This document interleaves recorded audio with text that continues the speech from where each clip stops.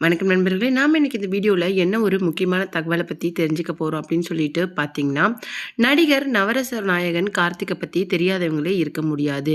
Eighties, 90ஸ் கிட்ஸுக்கு எல்லாமே அவரு ரொம்ப ஃபேவரட்டான ஆக்டரா இருந்திருக்காரு. அது மட்டும் கிடையாது. அப்பவே ரஜினி, கமல் அப்படின்னு சொல்லிட்டு சூப்பர் ஸ்டார்ஸ் இருந்த காலகட்டத்திலேயே தனக்குன்னு ஒரு ரசிகர் பட்டாளத்தையே உருவாக்குனவர் தான் நடிகர் கார்த்திக். அது மட்டும் இல்லாம அவருடைய படங்கள்ல இருக்கிற பாட்டுக்கள் அதிகபட்சம் படத்த விட பாட்டுக்கள் ஹிட் ஆகுறது வாய்ப்புண்டு.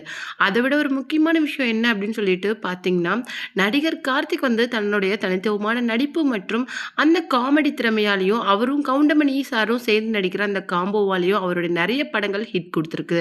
அது மட்டும் கிடையாது, பாடல் மற்றும் கிடையாது, படங்கள் மற்றும் கிடையாது. அவருடைய தனித்துவமான நடிப்பின் காரணமாவும் நெறைய படங்கள் இன்னைக்கு வரைக்கும் பேசப்பட்டிருக்கு.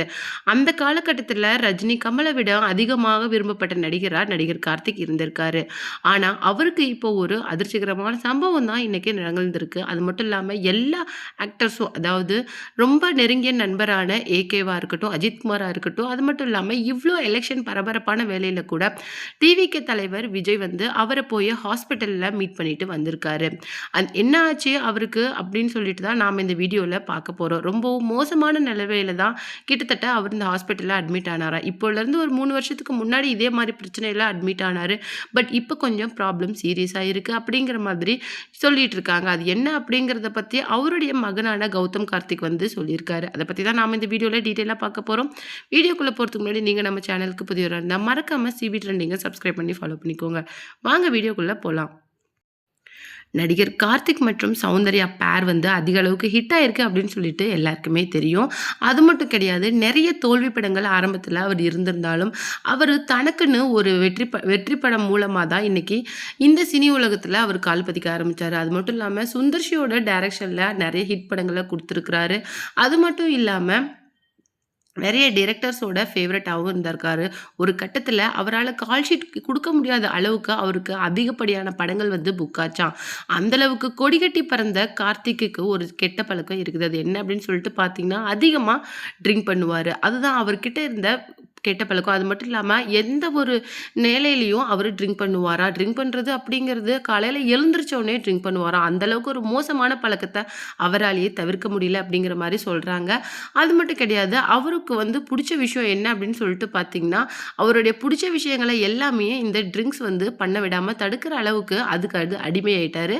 நெறைய கட்சி கூட இவரு ஆரம்பிச்சிருக்காரு. ஆனா எதுவுமே சரியா போகாத பட்சத்தில அவர் மறுபடியும் இப்போ ரீஎன்ட்ரி குடுக்குற மாதிரி அநேகன், தானா சேர்ந்த கூட்டம் அப்படின்னு சொல்லிட்டு நெறைய திரைப்படங்கள்ல நல்ல ரோல்ல பண்ணியிருந்தாரு. ஆனா அது அந்த அளவுக்கு வரவேற்பு பெறல அப்படின்னாலும், அடுத்தடுத்து படங்கள்ல கமிட் ஆக அவர் ட்ரை பண்ணியிருக்காரு. ஆனா உடல்நிலை சரியில்ல, ரொம்ப மோசமான நிலைமையில இருக்கிற காரணத்தினால படங்கள்ல நடிக்கிறத மோஸ்ட்லி தவிர்த்துட்டு வந்தாரு.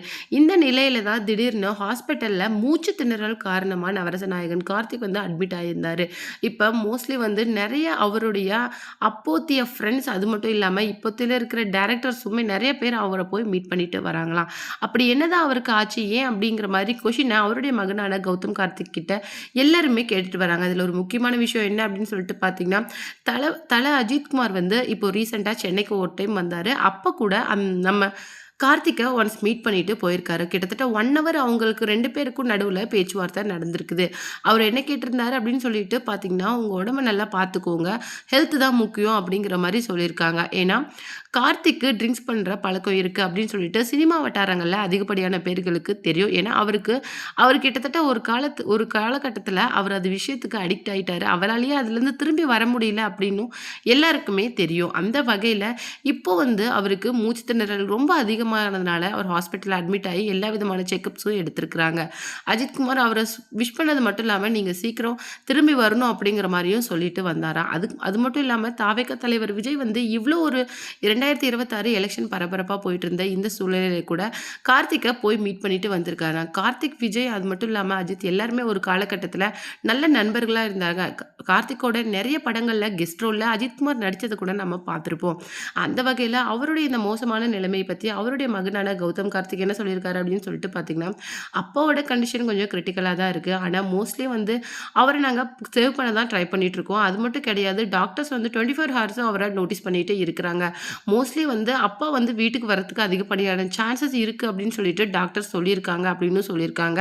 அது மட்டும் கிடையாது, நடிகர் கார்த்திக்கு என்னாச்சு அப்படின்னு சொல்லிட்டு நிறைய ரசிகர்களும் இன்னைக்கு கேட்டுக்கிட்டே வராங்க. ஏன்னா, இவ்ளோ ஒரு மோசமான நிலைமையில பேச முடியாத அளவுக்கு அவர் அட்மிட் ஆயிருக்கிறது விஷயம் வந்து எல்லாருக்குமே ஒரு கவலையை ஏற்படுத்திட்டு வருது. உங்களுக்கு நடிகர் கார்த்திக் பிடிக்கும் அப்படின்னா, மறக்காம நம்ம கமெண்ட் பாக்ஸ்ல கமெண்ட் பண்ணுங்க. அது மட்டும் கிடையாது. இது ஒரு புறம் இருக்க, இன்னொரு பக்கம் என்ன அப்படின்னு சொல்லிட்டு பார்த்தீங்கன்னா, இயக்குனர் சிகரம் அப்படின்னு சொல்லிட்டு சொல்லப்படுற பாரதி ராஜா வந்து ஒரு பிரச்சனையினால ஹாஸ்பிட்டல்ல அட்மிட் ஆயிருக்காரு.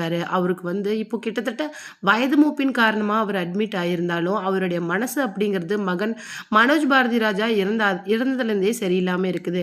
நெறைய அவருடைய நெருங்கிய நண்பர்கள் வட்டாரமே அவர தேத்த முயற்சி பண்ணுனாலும், ஆனா அதுல தோத்து தான் போயிட்டு இருந்திருக்கிறாங்க. முக்கியமா இளையராஜாவோட தம்பியான கங்கை அமரன் வந்து நம்ம பாரதி ராஜாவோட நெருங்கிய நண்பரா இருந்திருக்காரு. அவங்களும் சரி, ராதிகா சரத்குமாரும் சரி, நெறைய பேர் வந்து பாரதி ராஜா கூட டைம் ஸ்பெண்ட் பண்ணிட்டு ரீசென்ட் டைம்ஸ்ல வந்திருக்காங்க.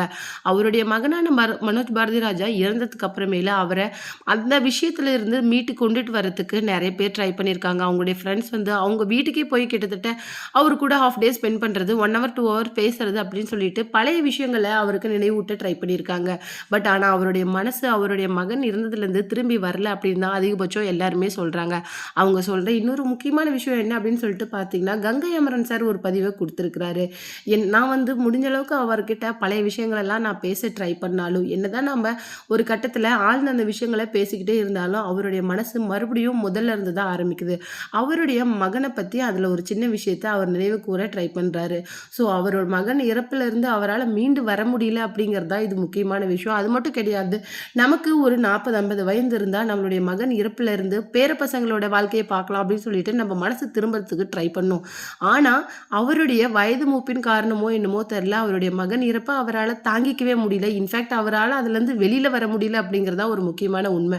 அப்படிங்கிற விஷயத்தையும் கங்கை அமரன் சொல்லியிருக்கிறாரு. அது மட்டும் கிடையாது, ராதிகா சரத்குமார் என்ன சொல்லியிருக்காங்க அப்படின்னு சொல்லிட்டு பார்த்தீங்கன்னா, பாரதிராஜாவோட ஃபேவரட் ஆக்டரா நான் மட்டும் தான் ஃபேவரட் ஆக்ட்ரஸா நான் மட்டும் தான் இருப்பேன் அப்படின்னு சொல்லிட்டு சொல்லியிருந்தாங்க. ஏன்னா, அவருடைய ரொம்பவும் ஃபேவரட்டான ஆக்டர் ராதிகா சரத்குமாரா. ஏன்னா, பாரதிராஜா சார் என்ன மனசுல நினைக்கிறாங்களோ, அதை விட 100% அதிகமாவே எப்பயுமே ராதிகா செய்வாங்களாம்.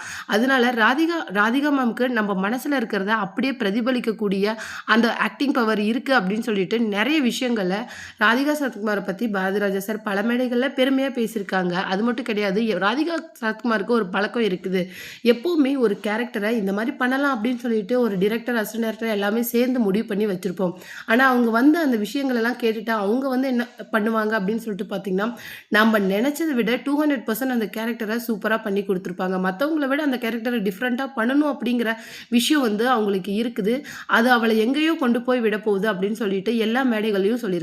அதே மாரி விஷயம் தான் தாய்க்கிழவி மூவியோட சக்சஸ்க்கு பெரிய காரணமா இருந்திருக்குது.